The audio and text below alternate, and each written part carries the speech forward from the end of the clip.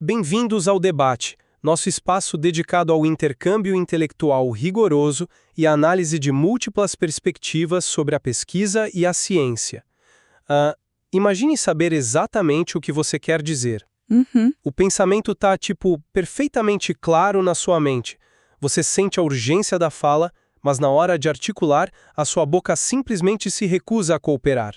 É uma sensação de aprisionamento terrível, né? Exatamente. Ou pior, quando você finalmente consegue emitir um som, sai uma palavra completamente diferente da que você pensou. Você quer dizer cadeira, mas diz relógio. Sim, um lapso total.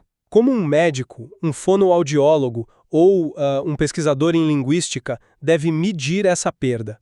A afasia, que é essa alteração profunda de linguagem decorrente de uma lesão cerebral, como um AVC ou um trauma craniano, nos coloca diante de um abismo metodológico. Um abismo enorme, eu diria. Pois é. O nosso debate hoje vai direto ao coração da atuação clínica e acadêmica.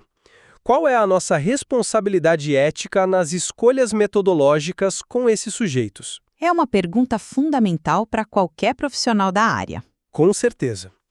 De um lado, eu defenderei que o modelo biomédico tradicional, amparado em testes quantitativos, é o único caminho seguro para um diagnóstico preciso. E eu vou argumentar que reduzir a complexidade da linguagem humana a estatísticas de um teste padronizado não apenas falha em capturar como o cérebro real funciona em interação, mas também promove um apagamento ético do indivíduo. A verdadeira ética exige que adotemos uma análise qualitativa e discursiva. Bom, e para nós que estamos dialogando com estudantes e profissionais de letras, psicologia, fonoaudiologia, neurologia, esse não é um debate só abstrato, sabe? De jeito nenhum. É a prática diária deles. Exato. Isso define o que você vai fazer quando um paciente sentar na sua frente. Então vamos materializar isso? Pensa no cérebro como um motor de carro altamente complexo. Ok, uma analogia clássica. Sim.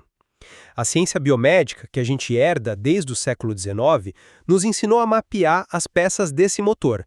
A área de Broca, a área de Wernicke, os feixes neurais que conectam tudo isso.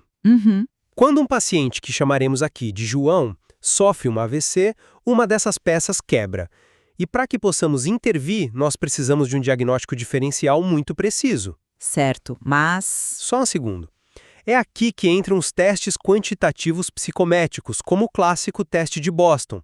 Nós apresentamos tarefas estruturadas, sabe? Pedimos para o João nomear uma caneta, repetir uma frase ou descrever uma imagem bem específica. A famosa prancha do roubo dos biscoitos, né? Essa mesma. Se isolarmos as variáveis, podemos quantificar exatamente a perda de cavalos de potência desse motor. Sem uma métrica padronizada, a intervenção terapêutica vira um mero palpite. Olha, eu gosto muito da sua analogia do motor do carro, mas acho que ela revela exatamente o ponto cego da abordagem biomédica estrita. Ponto cego? Como assim? Porque a linguagem não é o motor do carro, a linguagem é a própria viagem. O que acontece quando a via principal, a rodovia asfaltada das vias neurais típicas, está bloqueada por causa do AVC? O trânsito para? Não, o motorista não para. O motorista, que é o sujeito ativo e inteligente, vai procurar uma estrada de terra, um atalho, um desvio. Ele vai usar estratégias compensatórias, entende?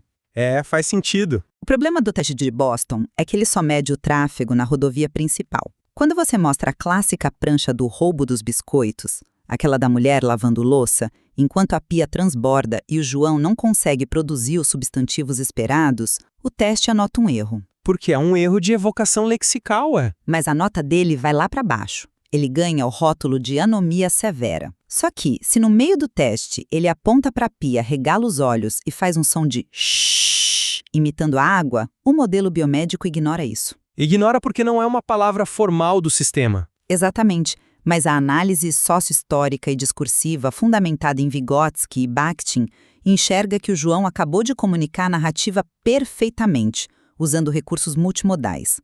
O teste documentou um fracasso mecânico, onde, na verdade, houve um tremendo sucesso comunicativo. Mas, peraí, eu entendo perfeitamente o apelo de valorizar o gesto do João. Mas A que custo para a ciência metodológica? Custo nenhum, é um ganho de realidade. Não. Veja bem, quando pontuamos aquele teste como um erro na evocação lexical, a gente não está dizendo que o João é incapaz de se comunicar no mundo. Nós estamos dizendo que a rota neural de evocação daquele fonema específico está lesada. E isso tem implicações vitais. Implicações clínicas restritas, você quer dizer. O diagnóstico quantitativo não é uma crueldade, é uma necessidade epistemológica. Como poderíamos diagnosticar uma disfunção ou traçar um plano terapêutico sem um parâmetro quantitativo do que é considerado típico? O filósofo da ciência George Scangillen discute muito bem a questão do normal e do patológico, né? Sim, um texto brilhante. Ele nos lembra que a média estatística não é uma ficção matemática absurda. Ela é a base da saúde pública. Pensa na realidade prática. Tá, vamos à prática. Como o SUS, ou o Plano de Saúde, vai liberar recursos para sessões de reabilitação fonoaudiológica se nós não tivermos um parâmetro quantitativo do que é considerado um desvio típico para a idade e escolaridade do João. A estatística nos dá um chão comum, sabe? Um limite definido para justificar o cuidado estruturado. Vejo por um caminho diferente, sabe? É fascinante que você traga Canguilhem para defender a média estatística. Ué, mas é a base do argumento dele? Sim, mas a leitura mais profunda do próprio Canguilhem, quando ele resgata o fisiologista Claude Bernard, faz uma crítica devastadora a isso. Bernard alertava, já lá no século XIX, que as médias aritméticas em biologia fazem desaparecer o caráter vital e oscilatório da vida. Mas nós precisamos de números, não de poesia vital. Não é poesia, é fisiologia real. O organismo do João não está tentando voltar a ser a média estatística. O cérebro dele está tentando construir uma nova norma, um novo equilíbrio possível após a lesão. E é por isso que o ambiente clínico tradicional, focado no teste fechado, pode ser uma armadilha. Uma armadilha. Isso é um pouco forte, não acha? Mas é. A gente pega o sujeito, tira ele do seu contexto social, coloca ele numa sala branca, mostra desenhos em preto e branco fora de qualquer contexto de uso real e exige que ele haja como um dicionário vivo. É um ambiente controlado. Maria Cecília Perrone, uma grande pesquisadora da área, descrevia isso como uma visão antropofóbica da ciência tradicional. É uma ciência que tem medo do humano, sabe? Medo da imprevisibilidade da interação. Ao focar no objeto estático, o fonema isolado, nós perdemos o processo em desenvolvimento. Entendo por que você pensa assim, mas deixe-me dar uma perspectiva diferente sobre esse isolamento artificial que você critica. Ele tem um nome. Chama-se método científico. Mas será que é o único método válido para a linguagem? A principal força desse método é a replicabilidade. Pensa comigo. Se o João for avaliado por um fonoaudiólogo hoje em São Paulo e daqui a 6 meses por um neurologista em Tóquio, a única forma de sabermos se a arquitetura neural dele regrediu ou melhorou de fato é se tivermos controlado o ruído de fundo. Ruído de fundo. Sim, o ruído. Se a sua análise qualitativa foca na interação rica que ele tem com a esposa na padaria, ela é belíssima, mas corre o risco imenso de ser anedótica. Anedótica não, é o uso real da língua. Mas como você vai isolar as variáveis? O sucesso comunicativo na padaria foi porque o cérebro dele recuperou o acesso ao léxico ou porque o padeiro já conhece o João há 10 anos e adivinhou pelo contexto? Ah, mas a comunicação é justamente essa colaboração. Misturar a emoção, o ambiente e o interlocutor familiar na mesma panela inviabiliza descobrir o que é uma preservação genuína da linguagem e o que é apenas uma compensação comportamental passageira. Precisamos da clareza nosográfica que o teste isolado oferece. Foucault mostrou muito bem como o olhar clínico precisou estruturar o sintoma de forma legível para a medicina avançar. Mas a questão é exatamente essa. O que você chama de ruído de fundo a ser eliminado é, para a neurolinguística discursiva, a própria matéria-prima da linguagem. Mas você não pode medir matéria-prima sem régua. Quando a ciência biomédica tenta isolar o funcionamento da língua das pessoas que a falam, ela cria o que Bakhtin ironicamente chamava de ficção científica. A linguagem não é um arquivo armazenado no cérebro que você acessa de forma puramente mecânica. Mas as redes neurais são estruturas físicas. Elas armazenam as rotas. Sim, as rotas físicas existem, mas a linguagem existe no entre. Ela é dialógica por natureza. O sentido não está dentro da cabeça do João. Ele é construído na relação entre o João e o padeiro ou entre o João e o clínico. Tá, mas o teste não impede a relação humana depois? O problema é que, ao tentar limpar a variável do interlocutor para ser objetivo, o teste padronizado destrói as condições reais de produção de sentido. E isso cria discrepâncias super perigosas. Que tipo de discrepâncias? A literatura neurolinguística está cheia de casos onde o sujeito tira a nota 0 em influência verbal na bateria de testes de Montreal-Toulouse dentro do consultório, mas coordena ações complexas de rotina em casa. Certo. Ele discute, resolve problemas com a família usando fragmentos de palavras e entonação. Ignorar essa competência e rotular o sujeito unicamente pelo que ele erra no laboratório não é só uma limitação metodológica. É uma limitação ética profunda. Bom, chegamos então ao cerne do que precisávamos debater, né? A ética das nossas escolhas. Exatamente. Você usa a palavra ética para defender a abordagem qualitativa, mas olha, eu diria que a verdadeira responsabilidade médica reside justamente no rigor empírico que o método biomédico exige. Rigor empírico não significa ignorar o sujeito. A precisão diagnóstica não é um luxo acadêmico. Nós estamos falando de laudos periciais, que vão determinar se o João pode ou não assinar um contrato. Se ele pode ter a guarda dos filhos, se ele pode voltar a operar máquinas complexas no trabalho. A ética biomédica tradicional se fundamenta em pilares bem claros de beneficência e não maleficência. Eu concordo, mas como a gente aplica isso na prática? Para eu proteger o João, eu preciso de evidências robustas e objetivas do que o cérebro dele consegue processar de forma independente, sem a muleta interpretativa da família ou de um pesquisador bem intencionado. Muleta interpretativa. Nossa. É o que é num teste cego. Se eu basear o prognóstico do João na interpretação subjetiva de como ele se sai na padaria e amanhã ele cometer um erro crítico num ambiente que não é familiar, a responsabilidade dessa negligência recai sobre o profissional.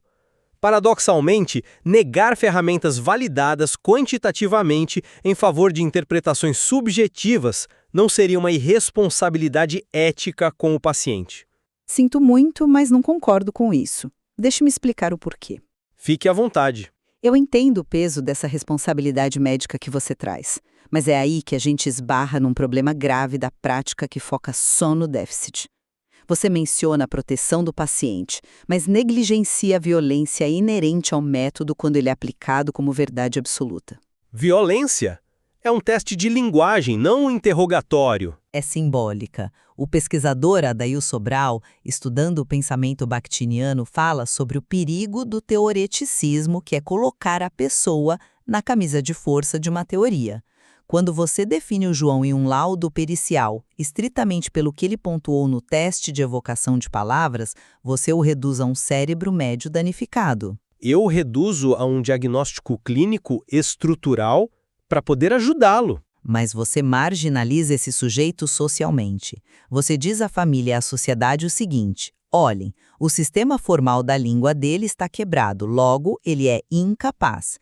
A ética humanista fundamentada no ato responsável de que fala Bakhtin nos obriga a não ser apenas contadores de falhas. Nós não somos contadores de falhas, nós somos clínicos. Mas quando o clínico analisa o processo qualitativamente, observando as hesitações, as reformulações e os gestos, ele prova que ali existe um sujeito ativo, consciente da sua dificuldade, tentando desesperadamente significar o mundo.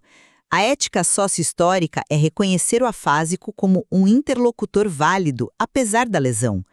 Ao focar só na métrica quantitativa, o profissional corre o risco de calar o paciente para sempre, dentro de um diagnóstico estatístico.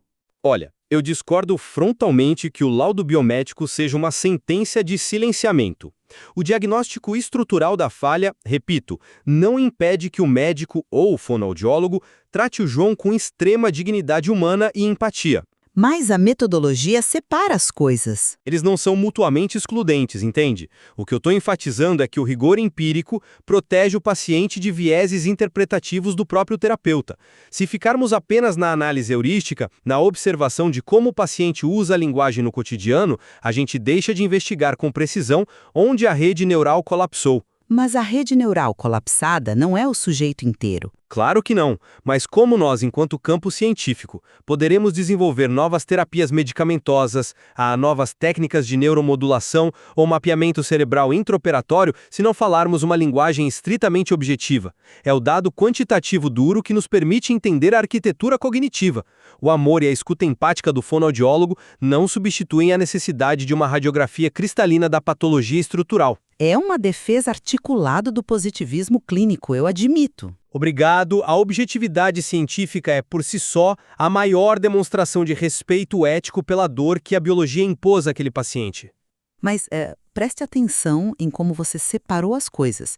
De um lado, a radiografia cristalina da patologia, do outro, o amor à escuta empática. Essa dualidade é super perigosa. Por que perigosa? São domínios diferentes. Porque a metodologia discursiva não é só empatia. Ela é ciência rigorosa e sistemática. O que ela defende é que você não pode estudar a biologia da linguagem ignorando o sujeito social. O neurologista Oliver Sacks foi um dos maiores críticos dessa neurologia mecânica, né? Sacks era um escritor fantástico, mas os casos dele eram únicos. Mas essa é a questão. Ele criticava a visão que se preocupa mais com os esquemas anatômicos abstratos do que com a realidade fenomenológica de como o paciente vive a doença. Quando nós registramos longamente as condições de produção da fala do João, não estamos fazendo poesia clínica. Tá. Estamos extraindo dados reais de como a cognição opera em rede. Estamos vendo que a linguagem não mora apenas numa gaveta neurológica chamada área de Broca, aguardando para ser ligada ou desligada. Ela se distribui nas relações. Focar exclusivamente na falha mecânica é tratar o sintoma ignorando o organismo vivo que tenta compensá-lo a cada microsegundo. Sabe, é interessante você mencionar que a linguagem não mora isolada em uma gaveta anatômica, porque acho que é nesse exato ponto que as nossas trincheiras começam a se encontrar. É mesmo. Sim. Apesar dessa profunda tensão metodológica que nós exploramos até aqui, nenhum neurocientista contemporâneo sério defende hoje o localizacionismo estrito do século XIX de Paul Broca ou Carl Wernicke. Ainda bem, né? Pois é. O problema mente-cérebro-linguagem evoluiu muito. A década do cérebro e as inovações em ressonância magnética funcional nos ensinaram que a linguagem não é um módulo encaixotado. Com certeza. Nós tivemos avanços gigantescos nessa fronteira. Pesquisadores como Antônio Damasio mostraram claramente que o processamento da linguagem recruta redes neuronais complexas. Exatamente. Estruturas espalhadas. Espalhadas por todo o córtex e estruturas subcorticais. Até mesmo o hemisfério direito, que, veja bem, por décadas foi completamente negligenciado pelos modelos quantitativos clássicos das afasias, hoje é reconhecido pelo seu papel fundamental no processamento da pragmática. Da ironia, do contexto. Sim, tudo isso corrobora a visão de que precisamos estudar redes interligadas e não peças isoladas do motor. E isso aponta inevitavelmente para a construção de modelos híbridos.